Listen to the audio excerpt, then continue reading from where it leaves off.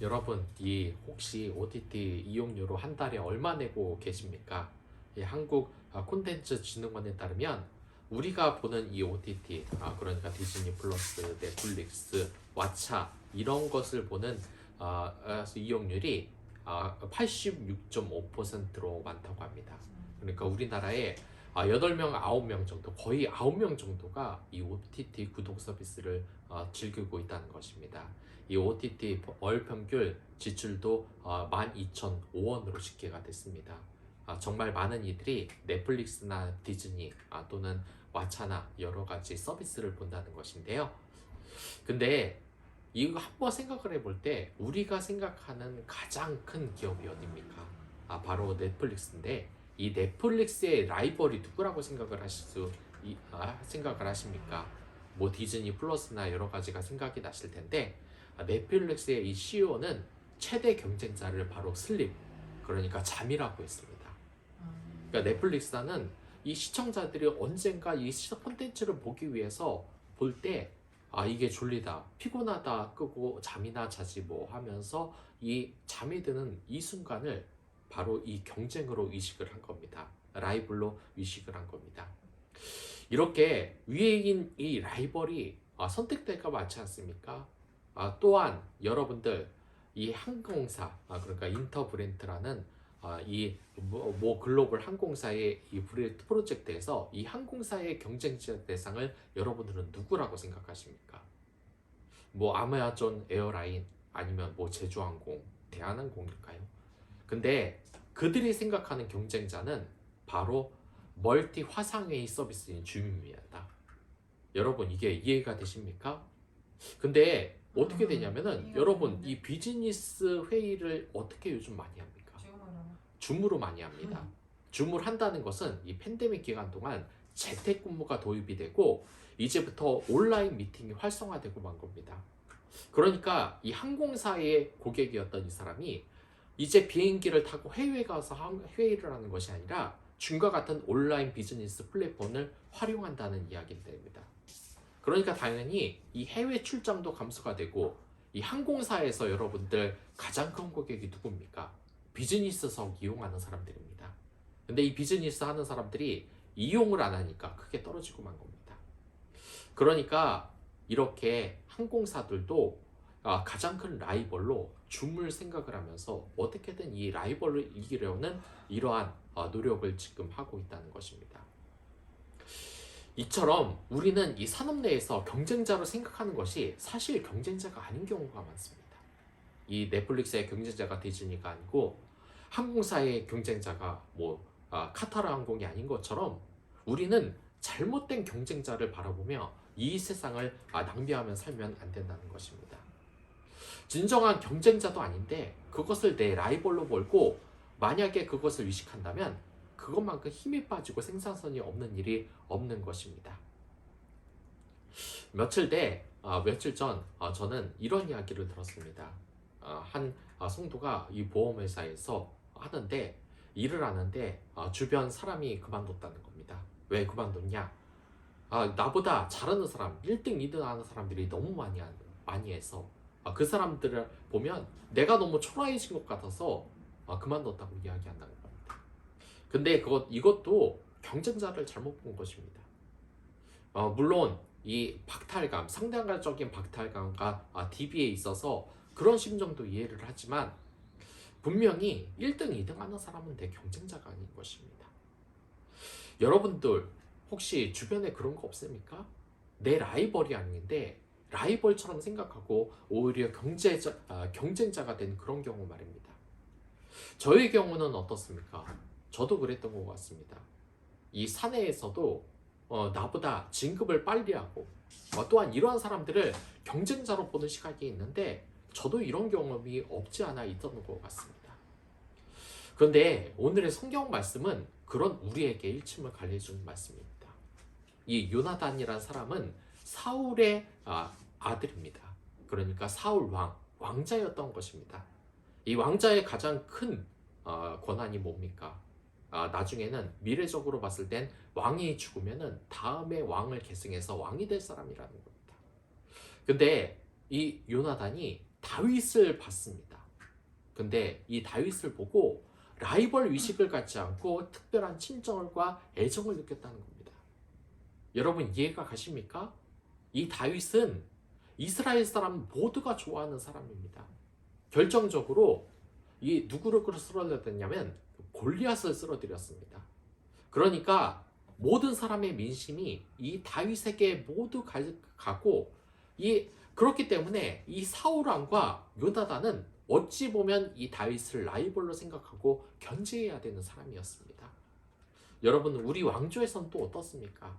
이 장군이 너무나 잘해서 나중에 권력이 뒤바뀐 경우가 많지 않습니까? 대표적으로 왕건도 그랬습니다.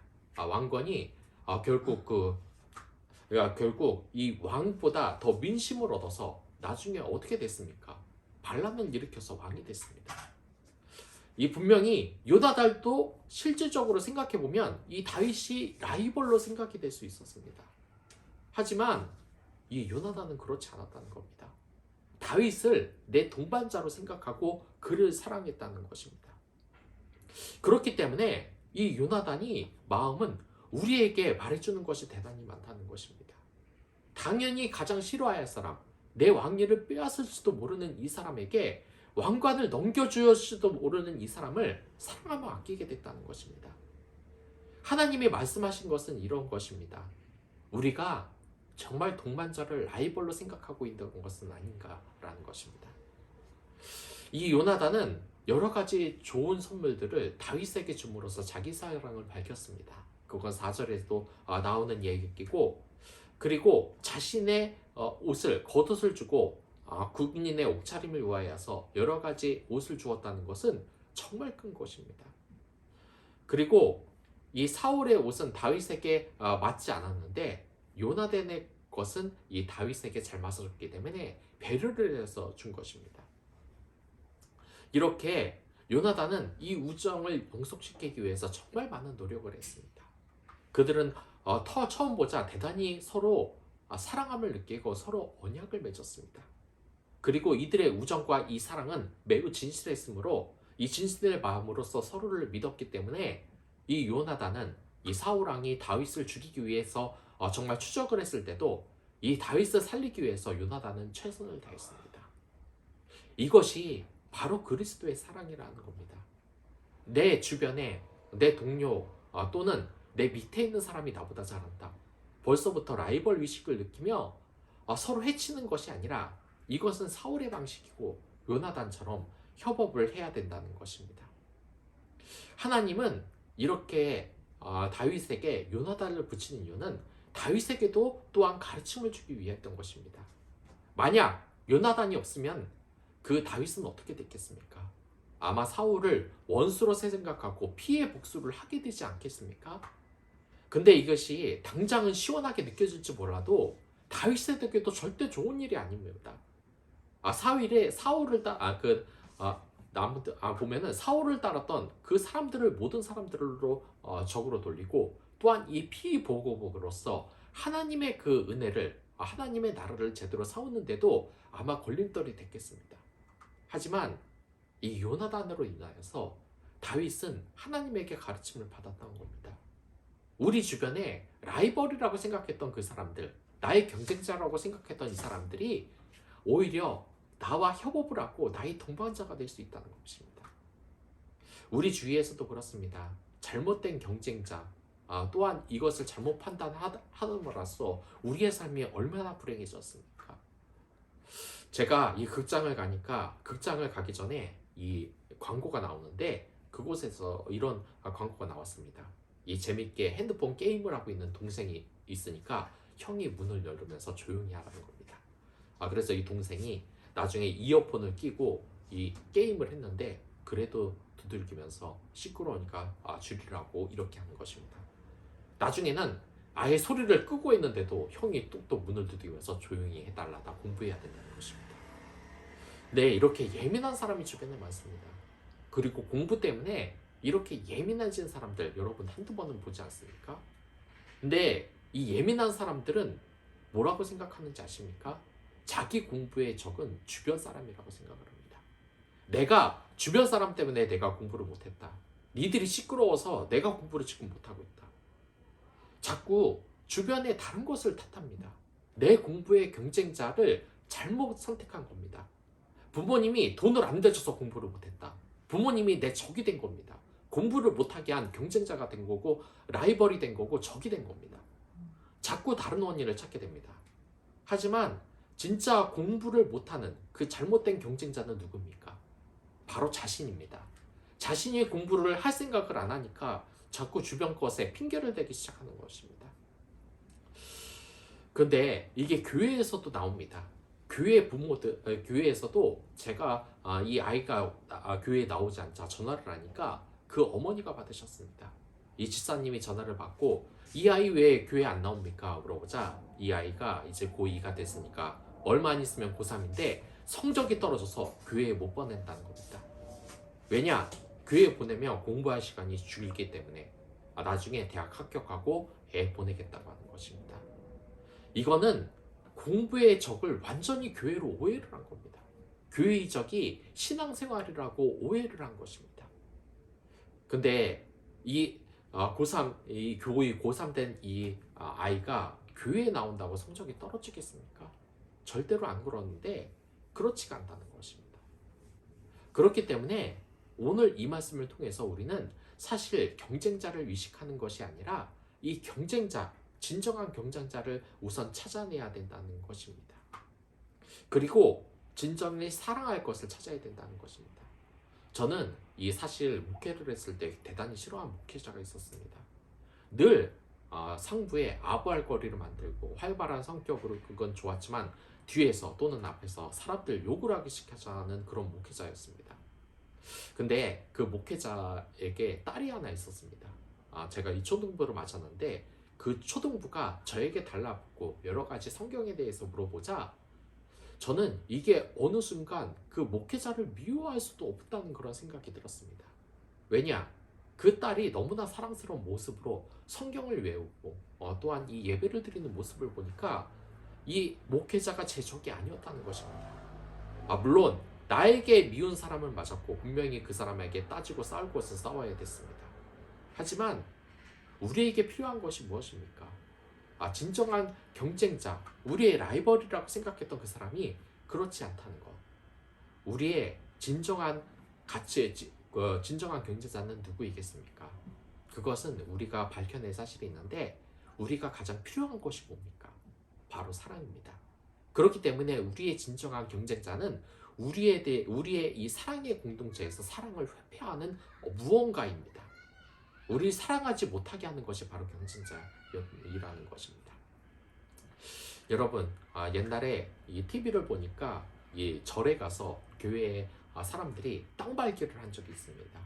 교회에 가서 이곳은 하나님의 땅이 아니라 이교도의 땅이니까 거기에서 통성 기도를 하면서 이 땅에 하나님의 영광이 임해서 기도를 했다는 것입니다. 근데 이것도 제대로 된 경쟁자, 라이벌을 못 본 것입니다. 우리의 진짜 경쟁자는 사랑을 회파하는 우리의 공동체에서 사랑을 못하게 하는 것인데 오히려 우리가 투쟁하고 이 사랑을 전하지 못하는 모습을 보면 세상 사람들은 우리에게 더 욕을 합니다. 그 땅발기의 상권을 보면서 기독교인들 중에서 은혜 받았던 사람들이 있습니까? 아무도 없습니다. 왜냐? 우리에게 필요한 것은 주변의 다른 종교의 경쟁자가 아닌 것입니다. 여러분들, 우리 기독교, 예수 그리스도의 경쟁자가 누구라고 생각하십니까? 여러분, 불교 믿는 사람이라고 생각하십니까? 이슬람 교도라고 생각하십니까? 그런 것이 아니라 사랑하지 못하게 하는 이 세상의 모든 것이 우리의 그러한 라이벌과 경쟁자라고 하는 것입니다. 그렇기 때문에 우리는 무엇보다도 사랑을 우선으로 합니다. 잘못된 경쟁자를 만들면 크게 나는 것입니다. 제가 며칠 전에 이 캠페인을 하기 위해서 이 자리에 앉았을 때 그 캠퍼스의 앞자리에 앉았을 때 어떤 할머니가 여러 통화를 하면서 앉아 있으려는 겁니다. 근데 들어보니까 목사님 얘기도 나오고 집사님 얘기도 나와서 저는 그 하도 오래 있는 그분에게 혹시 보면은 교회에서 나오셨냐, 전도회 하기 위해서 나오셨냐 물어본 적이 있습니다. 그러자 이 할머니가 아니라고 하는 것입니다. 그러니까 왜 나왔냐 그러니까 그 사실을 진실을 알려주기 위해 나타난 겁니다. 무슨 사실이냐? 그러니까 이번 투표가 조작이 됐다는 겁니다. 그렇기 때문에 이 사실이 지금 조작이 됐기 때문에 민주당이 크게 이겼다. 그렇기 때문에 이 사실을 학생들이 알아야 한다 하면서 나왔다는 겁니다. 근데 저는 그 말을 들을 때 너무나 진짜 안타까웠습니다. 지금 그 만약에 하나의 당이 지금 목소리를 듣지 못하는 이유가 뭡니까? 만약에 둘 중에 한 당이 표를 받지 못한 그 원인이 뭡니까? 그 원인은 바로 젊은 사람들의 목소리에 제대로 귀 기울이지 않아서 그렇게 된 겁니다. 그래서 이 젊은 사람들은 정당이 좀 젊은 사람들의 의견을 반영하고 그리고 상식적으로 맞는 정책을 펼치는 사람들을 원한다는 게 그게 원인인데 그러니까 진짜 경쟁은 구태의연한 사고 그리고 권위의식에 따른 우리나라의 대표적인 사고 방식인데 이 할머니의 머릿속에는 자기의 경쟁자가 무조건 민주당 조작투표라고 생각을 하는 것입니다. 근데 이게 대화가 되겠습니까? 젊은 사람들한테 투표 조작됐다고 말을 하면 그들이 듣겠습니까? 그렇기 때문에 우리는 진정한 경쟁자를 봐야 되는 겁니다. 만약에 그 할머니가 진짜 경쟁자를 안 왔다면 자기가 지지하고 있는 정당이 요즘 사람들에게 맞지 않는 무엇이 있지 않았는가, 그 사람들의 목소리를 제대로 대변하지 않는 부분이 있었는가라고 고민을 해야 되지 않느냐라는 것입니다. 그렇기 때문에 정말 이 정치에 있어서도 이 그리스도인이 중립을 잘 잡아야 된다는 것입니다. 어떤 사람들은 특정 당이 하나님의 당이라고 생각을 하면서 무조건 그 당을 위해서 무조건 표를 주고 그리고 그 반대되는 당에는 무조건 악마의 당으로 저주를 하는데 물론 이해는 됩니다. 왜냐하면 어떤 당들은 실제로 하나님의 가르침과 너무나 관계없는 차별금지법이나 동성애를 창성하기 때문에 저도 이 부분에 대해서는 확실히 우리가 반대를 목소리를 외쳐야 된다고 생각합니다. 하지만 막무가내로 우리 상대당을 라이벌로 보면 어떻게 됩니까? 내 근처에 있는 사람은 다 악인이 됩니다. 내가 이 지지하는 정당이 하나님을 대표하는 정당이라고 생각하면서 하면 어떻게 됩니까? 이게 잘못된 우상화가 되는 겁니다. 하나님의 뜻에 의해서 기도를 하면서 해야지 저 당이 또한 교회 세력을 자신의 표로 이용할 것을 그러한 것도 그런 나쁜 이유도 파악을 하면서 하나님의 뜻을 위해서 나서야 되는데 특별 정당을 광적으로 지지하는 사람이 된다는 것입니다. 우리가 이렇게 진정한 라이벌을 잘 볼 수가 있어야 된다는 겁니다. 내 경쟁자가 누구입니까? 바로 사탄입니다. 남을 미워하게 만드는 바로 그 마음이라는 것입니다. 여러분, 이 회사에서나 공동체에서 라이벌을 잘못 생각한 적 없으십니까? 내 주변에서 나보다 잘하는 이 사람을 내 경쟁자라고 생각한 것을 보이지 않습니까? 이러면 정말 우리 세상이 사탄의 계략에 빠져듭니다. 서로 사랑해야 될 공동체가 무너지는 것입니다. 여러분, 스포츠를 보면은 그 우승한 사람들을 위해서 다른 나라 선수들이, 서포터들이 박수를 쳐주는 모습을 본 적이 있으십니까? 똑같은 축구 팬이고 축구 선수이지만 남이 잘하는 것에 대해서 축하해주는 의식인 겁니다. 바로 이것이 그리스도인이 가져야 할 생각이라는 것입니다. 언젠가 이렇게 라이벌 경쟁자를 잘못 구도를 잡은 이 세상은 사탄들은 다른 계략을 찾고 있는데 바로 친구이자 배우자를 라이벌과 경쟁자로 의식하는 겁니다. 여러분, 이 TV 한번 켜보십시오. 다 뭐라 그럽니까? 내가 이혼한 이유는 배우자가 잘못해서 그렇다. 배우자가 나한테 안 맞춰줬기 때문입니다. 그렇기 때문에 안 맞으면 이혼해야 된다. 여러분, 내 배우자는 경쟁자가 아닙니다. 내가 뭐 하나 봐서 트집 잡고 저거 하나 잘못됐다고 저거 고치라고 할 사람이 아니라는 것입니다. 그들은 사랑으로 보듬어야 될 존재입니다. 우리 직장에서도 마찬가지입니다. 내 동료는 내 경쟁자이자 라이벌이 아닙니다. 그들은 함께 협업하며 사랑의 공동체를 키워갈 사람입니다. 그런데 이 사탄들은 뭐라 그럽니까? 매번 이 미디어를 통하여서 공격을 합니다. 잘못된 남편의 예, 그리고 잘못된 아내의 예를 들면서 이런 사람과 살면 어떻게 되냐? 결국 결론이 뭡니까? 다 이혼하라고 합니다. 사랑의 공동체를 이뤄나갈 수 없게 만들어라는 겁니다. 그렇기 때문에 여러분들 제가 말씀하는 것은 성경적 가치관을 위해서 성경을 더 우선해야 된다는 것입니다. 이 세상의 미디어를 보지 말라고 이야기하지는 못하겠지만 보더라도 가려서 필터링을 할 것은 성경밖에 없습니다. 사랑으로서 이길 것은 성경으로 없다는 것, 성경밖에 없다는 것입니다. TV 보면 뭐라 그럽니까? 요즘 가장 유행하는 프로그램이 뭡니까? 남욕하는 프로그램입니다. 이 사건 반전 보면은 하루 종일 욕하는 남에 대해서 뭐 잘못했는지 지적해서 말하는 것이 나오지 않습니까? 이 미디어도 그렇고 많은 사람들 중에서 공동체 중에서 가장 조심할 공동체가 뭡니까? 모여서 남욕하는 공동체입니다. 여러분 그런 계략에 빠지지 마십시오. 내 주변에 배우자 또는 공동체의 사람들은 내 적이 아닙니다. 진짜 내 경제자는 내가 사랑하지 못하게 회파하는 사탄의 세력입니다. 여러분 사랑이 가장 우선입니다. 그렇기에 감사일기를 써보십시오. 간단한 것을 핸드폰으로 감사할 것을 오늘 하나 감사할 것을 주변의 남편에게 공동체한테 한번 써보십시오. 저도 예배가 끝나면 아내한테도 말할 것인데 오늘 하루 겪었던 일에 대해서 아내가 스트레스 받고 나빴던 것에 대해서 누구를 흉보는 것에 대해서 남기라는 것이 아니라 오늘 하루 하나님께 감사한 것에 대해서 서로 문자를 남기는 것에 대해서 이 아내에게 말하라 생각입니다. 그러면 얼마나 좋겠습니까? 이 사랑 여러분 사탄의 계략에 빠지지 마시고 진정한 우리의 경쟁자 상대방인 이 사탄을 경계하십시오. 그리고 사랑으로서 이 라이프를 이겨나가시기 바라겠습니다. 영화에서 보면 여러분 어떻습니까? 이 분노한 주인공이 악인을 죽이려고 합니다. 그럼 주변 사람이 뭐라 그럽니까? 이 동료가 쏘지 마! 그럽니다. 쏴서 시원하게 죽이라고 하지 않고 쏘지 말라 그럽니다. 쏘면은 네가 그 사람이 된다.